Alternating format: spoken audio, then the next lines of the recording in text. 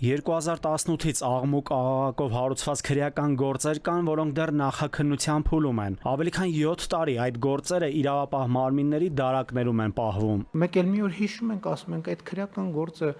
որ տենց լրատվականների առաջին էջերում էր, բա ինչ եղավ, եւ ստանում ենք մի կարճ տեղեկանք, նախաքննությունը շարունակվում է։ Սա կներեք անթույլատրելի է։ Այս հայտարարությունները Փաշինյանն արեց ակնկալելով, որ հակակոռուպցիոն կոմիտեի նորանշանակ նախագահ Արթուր Նահապետյանի կոռուպցիայի դեմ պայքարը շատ ավելի էֆեկտիվ կլինի։ Կառավարությունը, պետական բյուջեն, այդ թվում ժողովուրդը հակակոռուպցիոն կոմիտեի վրա ահռելի եւ էական ներդրում է իրականացրել։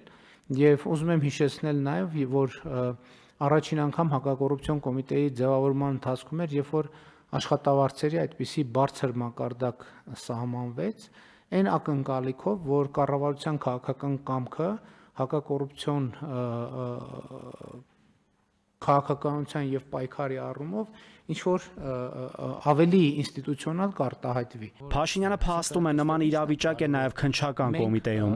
Կամ մեղավորներ, թող մեղավորների նկատմամբ համապատասխան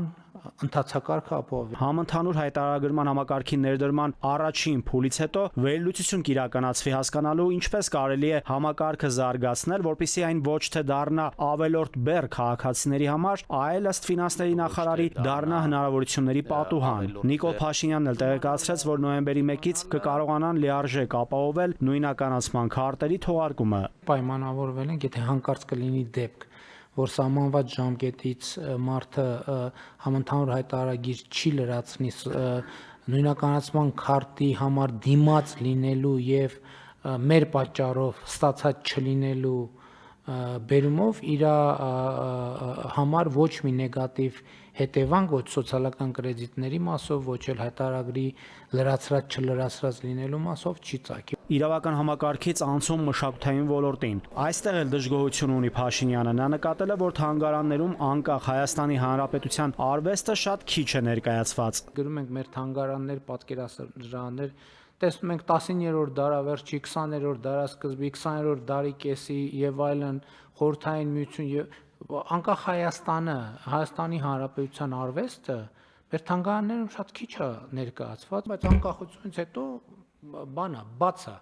վակուում է, չկա էլ ոչ մի բան։ Հայաստանում կայացած չէ նաև մշակութային աճուրդների դաշտը։ Այն բացասական ազդեցություն ունի ընդհանուր արվեստի շուկայի կայացման գործում։ Կրթության, գիտության, մշակույթի եւ սպորտի նախարարությունն առաջարկում է նոր նախագիծ, որով նախատեսվում է ապահովել արվեստի շուկայում նոր տնտեսական մեխանիզմների ներդրումը, ընդհանուր միջավայրի կայացումը։ Կստեղծվի էլեկտրոնային հրապարակային հարթակ։ Մեխանիզմը, քանի որ վստահ եմ, որ շատ թափանցիկ է լինելու եւ հրապարակային, դա նշանակում է, որ այս էլեկտրոնային հարթակը ամբողջ աշխարհի համար հուսալի մեխանիզմ է դառնում, այսինքն պոտենցիալ պահանջարկը մեր արվեստի գործերի նկատմամբ շատ էականորեն աճում է։ Կառավարությունում համարում են, որ եթե հաջողվի փորձառու եւ հեղինակավոր օպերատոր ներգրավել, Հայաստանի արվեստի շուկան կդառնա համաշխարհային շուկայի մաս։ Այսինքն հայաստանցի նկարիչների, արվեստագետների գործերը կարող են միջազգային առևտրում ավելի մեծ ներկայություն ունենալ։